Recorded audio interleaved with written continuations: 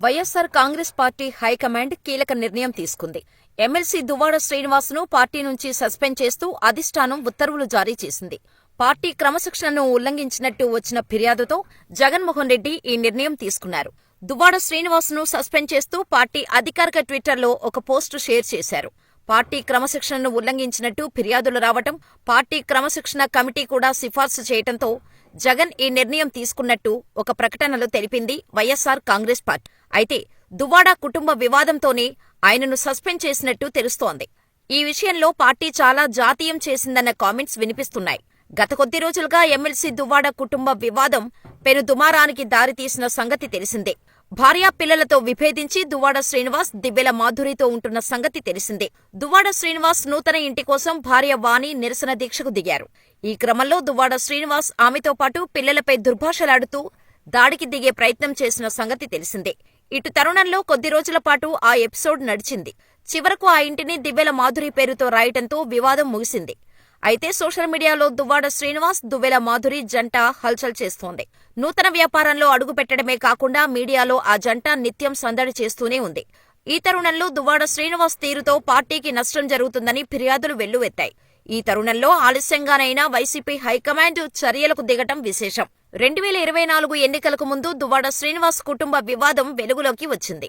దువ్వాడ శ్రీనివాస్ కు Tekkali assembly ticket ఇవ్వటాన్ని ఆయన భార్య వాణి వ్యతిరేకించారు. తనకు టికెట్ కేటాయించాలని కోరారు.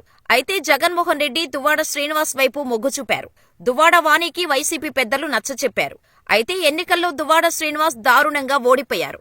అప్పటి నుంచి కుటుంబ వివాదం మరింత ముదిరింది. దువ్వాడ శ్రీనివాస్ భార్య వాణిని కాదని దివ్యల మాధురితో సహజీవనం చేస్తున్నారు. ప్రస్తుతం వారి కుటుంబ వివాదం న్యాయస్థానం పరిధిలో ఉంది. అయితే దువ్వాడ శ్రీనివాస్, మాధురి జంట నిత్యం హల్చల్ చేస్తూనే ఉంది. అయితే ఈ వ్యవహారం రాజకీయ ప్రత్యర్థులకు ప్రచార అస్త్రంగా మారింది. పవన్ కళ్యాణ్పై అనుచిత వ్యాఖ్యలు చేశారంటూ జనసేన శ్రేణుల ఫిర్యాదుతో మరోసారి దువ్వాడ వార్తల్లో నిలిచారు. ఆ తర్వాత దువ్వాడ శ్రీనివాస్ డాక్టరేట్ వ్యవహారం కూడా ట్రోలింగ్ అయింది. యూజీసీ అనుమతి లేని యూనివర్సిటీ నుంచి డాక్టరేట్ తీసుకున్నారంటూ సోషల్ మీడియాలో దువ్వాడ శ్రీనివాస్ను పెద్ద ఎత్తున ట్రోలింగ్ చేశారు. డాక్టరేట్ అంశం ముగిసేలోపు మరో వివాదంలో చిక్కుకున్నారు దువ్వాడ. కరెంటు బిల్లులు కట్టలేదని దువ్వాడ శ్రీనివాస్ ఇంటికి విద్యుత్ శాఖ అధికారులు విద్యుత్ నిలిపివేశారు. దీంతో ఆ విద్యుత్ శాఖ అధికారికి దువ్వాడ ఫోన్ చేయటం, ఆయన మాట్లాడిన మాటలు సోషల్ మీడియాలో ఇటీవల వైరల్ అయ్యాయి. మరోవైపు దువ్వాడ కుటుంబ వివాదం సమయంలో వైసీపీ దువ్వాడను టెక్కలి వైసీపీ ఇన్ఛార్జి పదవి నుంచి తప్పించింది. ఆ బాధ్యతలను పేరాడ తిలక్కి అప్పగించారు.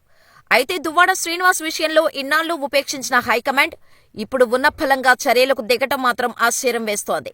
కుటుంబ వివాదం తెరపైకి వచ్చిన క్రమంలో ఎన్నడూ దానిపై వైసీపీ పెద్దలు నోరు తెరవలేదు.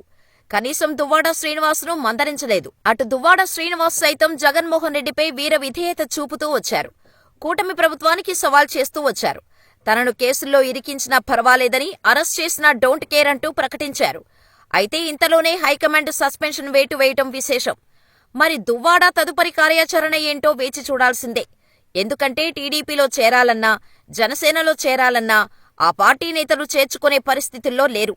అంతలా విమర్శల దాడి చేశాడు దువ్వాడ.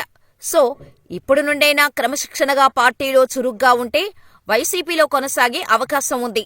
చూడాలి మరి.